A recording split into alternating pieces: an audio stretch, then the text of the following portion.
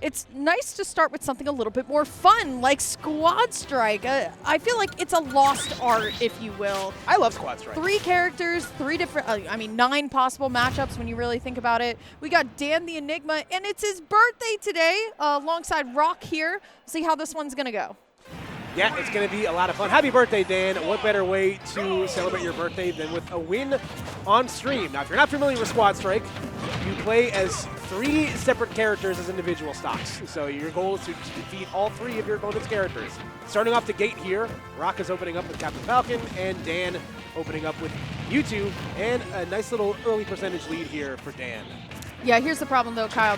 Mewtwo's very light, right? Yeah. So a character like Captain Falcon, all really needs is just a couple of hits into a hard knee or even a hard read, and that's not going to go over too well. But the thing is, a little bit of tricky on Mewtwo as well, with a couple of combo games and a little bit of weird hitboxes, especially with that forward air. Rawk coming up a little bit short on these big punishes also, going for a couple of smash attacks, going for the up B right there, just missing. But like you mentioned, the non-durability of Mewtwo could become a factor here, but a good F smash is going to continue to put Dan in some pretty favorable situations. The thing is about Rawk, though, Rawk from upstate New York, really known for the Samus especially. I've seen Rawk do pretty well at certain events here. Nair, though, is going to catch the landing. Ooh. And the down air, calling out the option here. Rawk going to live at 156, which is a ton of percent here. But I have to talk about it, Kyle. Dan has definitely an interesting cast of a Squad Strike roster going into the hero. 2 Pokemon and the hero from Dragon Quest. So truly some interesting stuff here. So now we'll see if the hero can get on the board here. The Accelerato aided forward air will get him on the board. And zoom it away. Where are we going? Just kidding. We now got Rawk's next character here. The Jigglypuff could potentially be a factor off stage here for Dan. If he does not have zoom available to him, Jigglypuff has no problem going out there to edge guard deep with the rest of them. Yeah, it has to be a little bit careful, though, just because of heroes' just natural buffs that we find. The Psych Up, but also Accelerato could also be an issue, but shielded through the whole entire neutral B here. Unable to find the zoom here, so unfortunately the Swoosh is going to have to be the option. Not going to be enough to get back to stage. And now we got a Pokemon battle on Pokemon Stadium 2. It's Worlds again, Kyle! All right, so Incineroar is now used Intimidate. Wind's parting shots coming out to lower Jigglypuff special attack. Wolf Click is some of you are listening to this and is shivering in his bed right now. Or he's like pointing to the screen and saying, that's me, that's me. We'll see, though, of course, Incineroar being one of the more heavier characters that we have inside of the Smash roster, going up against notoriously one of the lightest characters. The side special is going to do it. And now we are going to see Rawk's kind of calling card here, and that's going to be the Samus. Once again, this is what he's known for. Yep, finishing with your anchor, as one does in Squad Strike. Ooh, but we do get the revenge. Hold on a second. And getting the Alolan Lariat there. Going to be big damage, so we're about 8% separating the two right now, but a good grab right there from Rawk to set up the offstage. Ooh, okay, the bomb's actually going to catch the landing there. The Zera as well. Incineroar off stage, not exactly where you want to be. That's going to be game 1 going on over to Rawk. Once again, the trusty Samus here there to close it out, but Captain Falcon and Jigglypuff definitely did their time. It was a pretty even match back and forth here. Each character got 1 knockout, but still, regardless, good game so far. We'll see where it goes. I believe this is all best of 3. Yeah, it is very exciting. I love Squad Strike just because it's fun watching other people's, other characters come into the fray here. True. You know, we've all played in the rotations that derail into everybody playing their pocket characters at some point. We see a very straight line to the finish line there. Everybody's characters doing the job there. So yeah. I don't know. It's really hard to say because, like I said in the beginning of this, I feel like Squad Strike is such a lost art these days. Like, people have fun, right? But, like, do they really have fun? Like, sometimes people are kind of like sweaty in Squad Strike, but still, like, this event is supposed to be more of like definitely like the side event of all time, if you will. Yeah, it's fun. It's a side event I feel like should be at more majors. It's just a good time. You know, everybody loves Squad Strike. Yeah. I love Squad Strike. Who's your squad? God, that's tough. Sonic, Palutena, and Belmont. Yeah, that was right. Damn, I know you so well. It's like we're friends or something. Yeah, it's true. Do you know mine? It's very easy. This Zelda? is so, yes. What would be? Is it all Zelda characters? Not all Zelda characters. I'm not like that. Zelda's the only one I can think of off the top of my head. Wow. I'm a bad friend. Wow, you're a bad friend. Zelda Pokemon Trainer, Palutena. Oh, okay. That's nothing crazy. All right, we got the swap here. What did we? Oh, we took the hero out, I believe, for Mario here. We just love our Pokemons. Rock's going to rock with the same squad there. See what I did there? And this time opening with the Jigglypuff instead. So once again, a Pokemon battle to start us off here between Mewtwo and Jigglypuff. Couple of lightweights. That's true.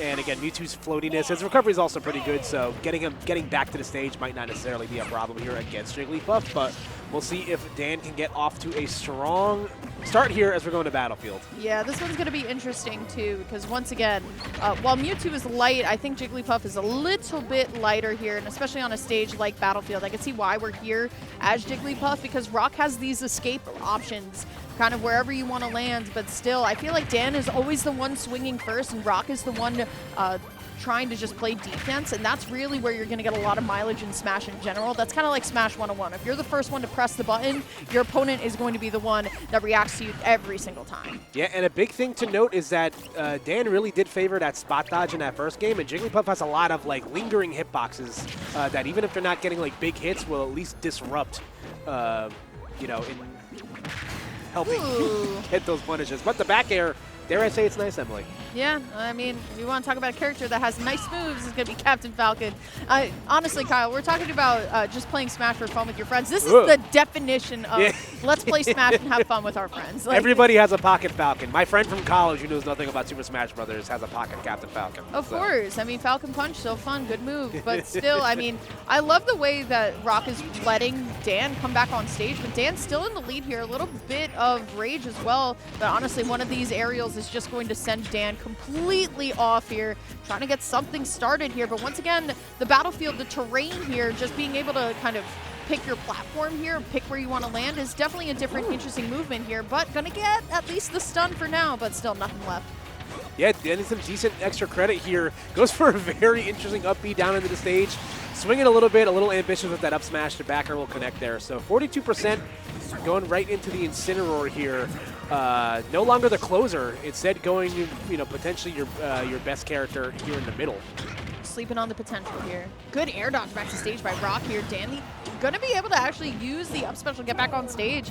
Trying to find something here. Oh my goodness, so much end lag. I don't blame Rawk for jumping right in, but good on Dan for the coverage here. It's still up tilt, trying to find the upper. Yo, that up B was wild. And yeah. Did a little too much dip on your chip there, but it's just when it like breaks off and you can't get the salsa back on. Stuck in there. God, worst nightmare. Ooh, okay. Good spot dodge on the side B. Going to finish with the F tilt.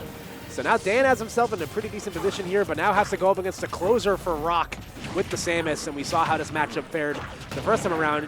Going for that down B right there. Ooh, off the top rope, brother. Yeah, not exactly the damage output you want to see, especially when you have a Mario in the back waiting as well. But it was the same combo of Rawk moving out of disadvantage here, and Dan actually finding the option here. Neutral special still going to send Rawk off. Samus a little bit heavier than what people expect sometimes, though. But if Rawk is going to just bait out some of these revenges, we can definitely find a punish. But good roll through by both players. But I like how Rawk actually said, you know what, I'm going to back up.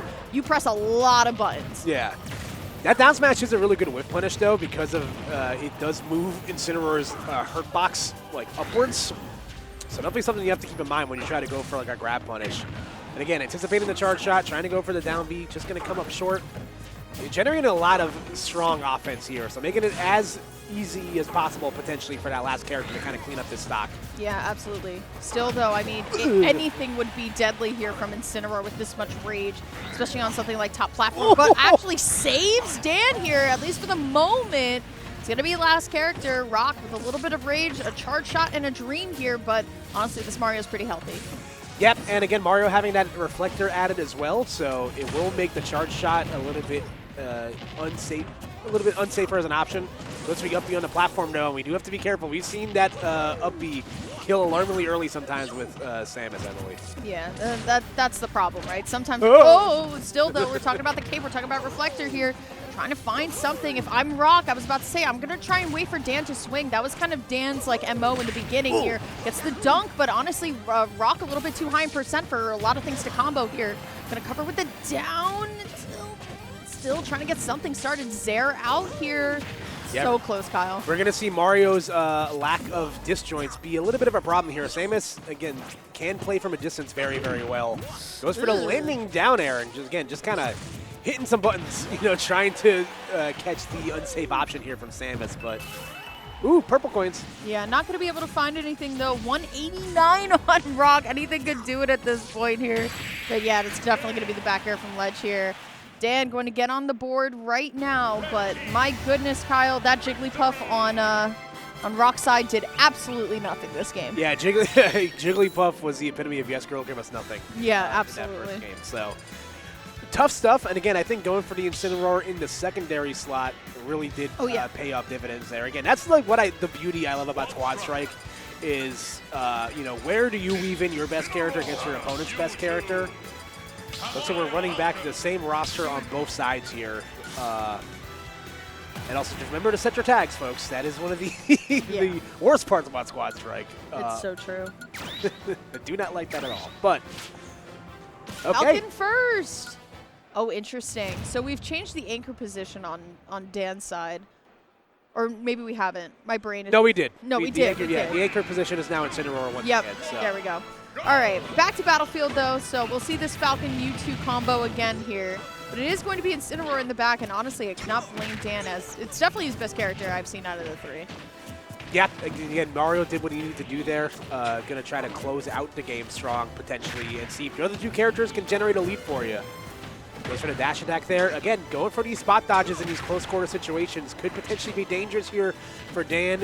It's just screaming knee me in the face as Captain Falcon. So yeah, true. The problem is, though, I mean, Mewtwo has tons of get off me tools, but the down air not going to spike, actually going to send Rawk up. Going to allow for Rawk to get back to stage. My goodness, the up special was a little bit dangerous there. Good by Dan to use the special move to get out of that here, but look at all of this damage that Dan stacked, but here comes Rawk. I mean, once again, it's Falcon, it's scary.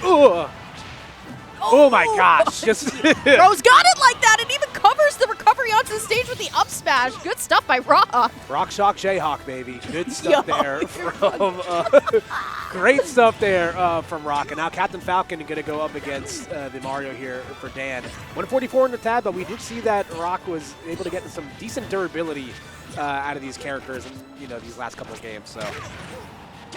See, though, I mean, this is a lot of rage to have. Oh, baby, no. The flood betrayed Mario. You didn't pay your water bill this That's month, Super Mario Sunshine 2 right there. That's the plot. We figured it out. Flood's revenge. There we go. Flood's revenge is crazy. All right, Incineroar is going to have to really lock in here to get Dan back into the game. It's now once again going to be the Pokemon battle between Jigglypuff and Incineroar. And again, if there's a scenario where Dan is without a jump off stage, it could spell curtains here. This is definitely a stock where Rawk can take some early stock. Yeah, no, especially #2, right? Both, not only Jigglypuff, but also Samus, out of all characters as well. Definitely the type to kind of throw you off stage and say, wish you luck and wish you well. But still, I mean, Rawk is now reading out Dan's movement a lot better here. It's definitely like much more calm here. Rawk realizing, you know what, I don't have to attack here. But now Dan, with a little bit of rage and a dream, trying to get something started, gets a little bit of the revenge going. But can we get the stock, Kyle? I think we can, especially if it's Jigglypuff at 82 versus Incineroar, who's almost at 100. But my goodness, like, this is a lot of extra credit to grab. Yeah, it's certainly doable for sure, but Jigglypuff has 5 jumps and Incineroar doesn't. So Rawk can kind of just like, hang out in a space where Dan can't really do anything. The up B will connect there, but again, a lot of damage has been done already. All it's going to take is one solid hit from Jigglypuff, which she does have a lot of. Goes for the forward throw, though. Super close here, gets the get-up attack at least, but we're still trying to put together some and the neutral special off the stage. Yeah, tough choice. The Darkest Lariat. Probably misinput for side special, I would imagine so, yeah. I think there might have, there's no scenario you want to go for that there, but. Yeah. Well, happy birthday, Dan. Happy birthday, Dan. You got your stream set like you asked the TOs to give you. Was that make him a Leo? Is that what that? No. Uh-huh. Is it Leo season? What season is it now? It might be Virgo. I don't know, bro. You're asking the wrong white woman. All right, I'll give it up. Yeah, that was a lot of fun, though. Again, it was a lot of fun. Yeah, Squad Strike is fun. Again, it's fun to see. Like we talked about. Yeah. Squad Strike's fun. No way. Yeah, unfortunately,